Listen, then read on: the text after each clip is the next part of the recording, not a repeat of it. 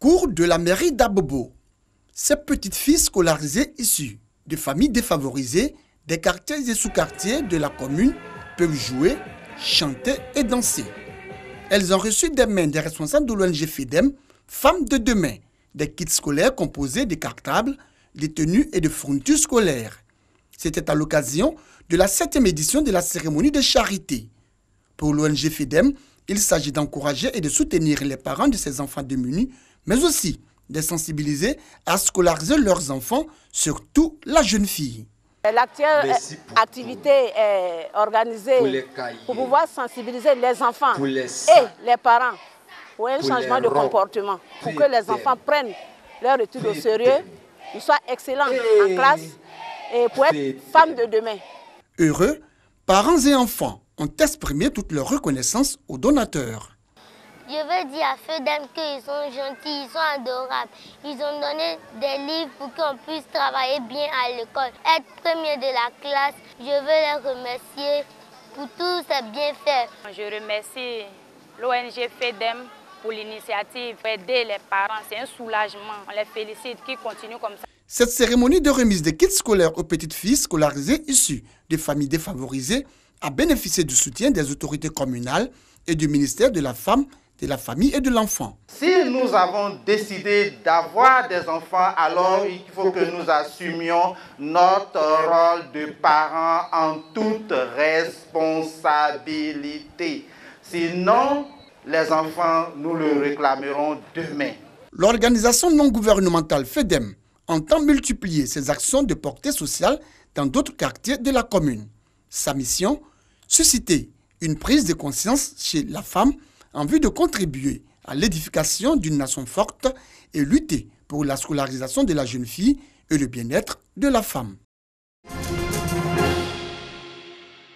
C'est la salle de conférence de la préfecture de Touba dans la région du Bafing qui a abrité durant 2 jours cette rencontre d'échange entre les responsables de la haute autorité pour la bonne gouvernance et les différentes couches socio-professionnelles de la région.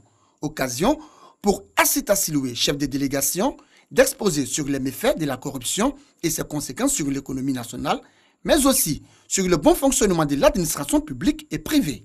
Selon elle, la corruption fait perdre d'énormes devises à l'État, appauvrit les populations et met à mal l'éthique professionnelle.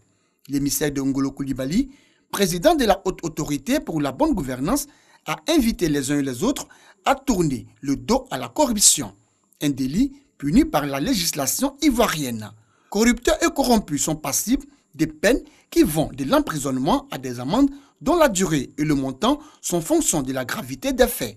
La corruption, c'est chaque fois qu'un citoyen ou un usager ou un agent public abuse des fonctions pour obtenir, solliciter ou agréer des biens en dehors des textes réglementaires. Et à chaque type de corruption correspond une sanction précise. Mais généralement, les sanctions varient de 1 à 5 ans avec de fortes amendes. Le Bafing entend lutter efficacement contre ces fléaux qui gangrènent l'économie du pays. Des comités de veille sont mis en place. La plateforme anticorruption et le comité d'intégrité.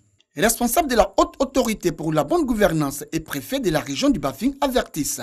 Corrupteurs et corrompus, les portes des tribunaux vous sont ouvertes pour répondre de vos actes et pratiques honteuses.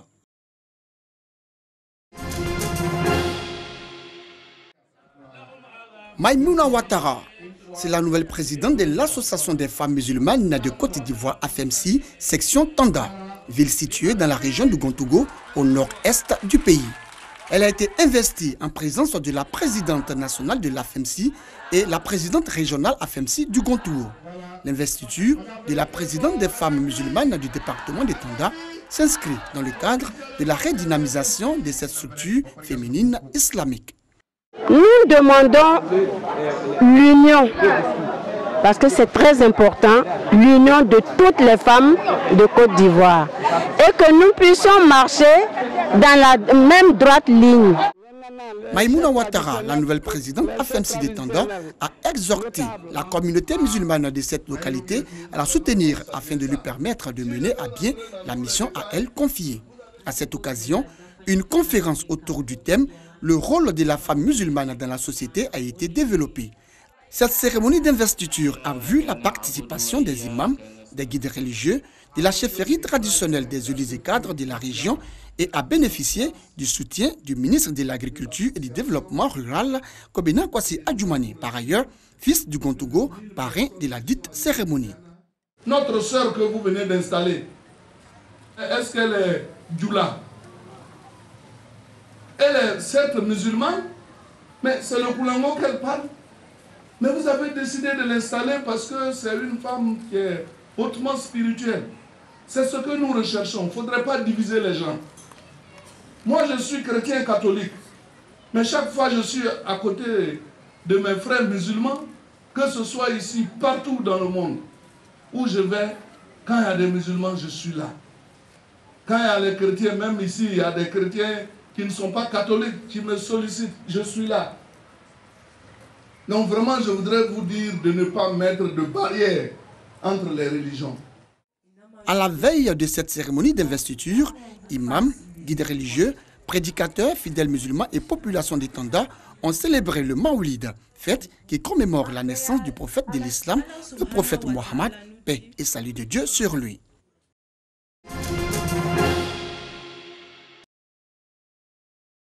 Première édition du Festival de la paix et de l'unité nationale par le sport, dénommé Bouaké Festisport. Le sport comme instrument de promotion de paix, vecteur de rapprochement des peuples, mais aussi un cadre d'échange culturel pour l'intégration et le développement local. La paix et l'unité nationale par le sport. Tel est donc le thème de cette première édition. On veut prôner la paix au quotidien dans la vie de tout citoyen. Donc à travers ces activités-là, on rassemble tous les Ivoiriens, les amis de la Côte d'Ivoire, autour du sport, pour déjà apprendre à développer cet esprit de fair play. La finale du tournoi de Maracana a vu la victoire de l'équipe de la Casse de Bouaké sur l'équipe de Gonfreville, 2-1. Cette finale, présidée par Mariatou Kone, ministre de la Solidarité, de la Cohésion sociale et de la lutte contre la pauvreté, marque la fin de la première édition de Bouaké Festisport. Je vous mets en mission afin que vous soyez des artisans de paix dans tout le Bouaké et que par vous, la contagion gagne d'autres régions de Côte d'Ivoire. Pour sa part, le ministre des Transports, cadre de la région de Bouaké, Amadou Kone, a exhorté les populations à la consolidation du vivre ensemble pour une paix durable. Le message qui est porté donc, par ce festival-là est un message venant des jeunes. Pour nous, c'est vraiment réconfortant. Ça veut dire que le message est entendu. Donc nous allons travailler à faire en sorte que, avec Madame la ministre, que les jeunes restent dans cette dynamique. Plusieurs autres activités ont meublé Bouaké Festisport, notamment une séance de dépistage de diabète, un don de kits alimentaires aux enfants démunis, des conférences sur le civisme et la promotion du vivre ensemble, puis un concert gratuit. Des actions qui visent à renforcer l'unité nationale.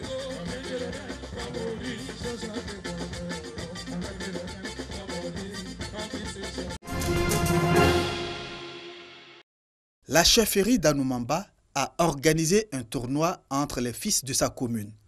Objectif majeur, renforcer les liens entre les filles et fils de la localité d'Anoumamba.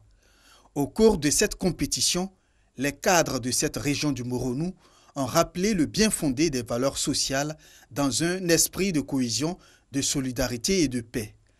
Au final, le club Yapi FC remporte cette compétition 3-0 face à Alakro, Apiakro.